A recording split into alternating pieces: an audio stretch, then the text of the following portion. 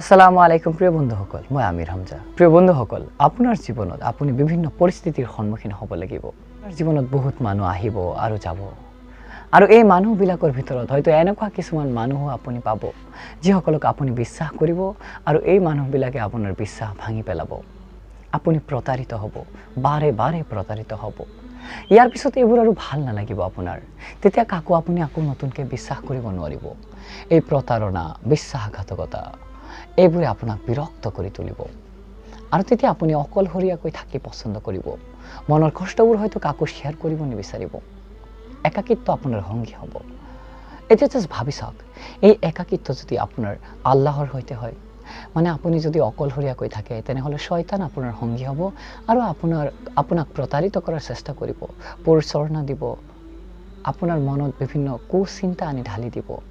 আৰু এনেকৈ দেখা যায় যে বহুত মানুহ লাহে লাহে আত্মহত্যা কৰিবলৈ বাধ্য হৈ পৰে। অকলশৰীয়াকৈ থাকি থাকি এই পৃথিৱীৰ প্ৰতি তাৰ এটা নফৰত তাৰ মনত জন্ম হয়। ইয়াৰ পিছত তেওঁৰ আৰু একো ভাল নালাগে, তেওঁ ভাবে যে এই জীৱনেই মোৰ নালাগে, আৰু আত্মহত্যাৰ নিচিনা পথ বাছি লয়। প্ৰিয় বন্ধুসকল, সেয়েহে এই একাকিত্বক আপুনি আল্লাহৰ সৈতে শ্বেয়াৰ কৰক। আপুনি সেই প্ৰতিপালকৰ সৈতে শ্বেয়াৰ কৰক, যি প্ৰতিপালকে আপোনাক সৃষ্টি কৰিছে, আপোনাৰ মাক দেউতাকক সৃষ্টি কৰিছে। যি প্ৰতিপালকক আপুনি পাহৰি গ'লেও তেওঁ পাহৰি নাযায়, আৰু তেওঁ আপোনাৰ মনৰ ভিতৰৰ সেই কথাটো জানে যিটো আপুনি কাৰো সৈতে শ্বেয়াৰ কৰা নাই এতিয়ালৈকে, আনকি আপোনাৰ মুখেৰেও এবাৰ উচ্চাৰিত কৰা নাই।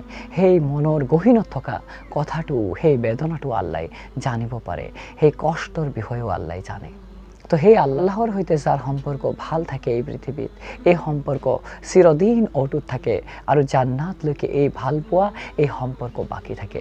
তো আহক প্ৰিয় বন্ধুসকল, এই পৃথিৱীৰ মানুহবিলাকৰ পৰা মুখ ফিৰাই আমি আল্লাহৰ পথত উভতি আহোঁ, আৰু আল্লাহৰ সৈতে আমাৰ কানেকশ্যন মজবুত কৰোঁ।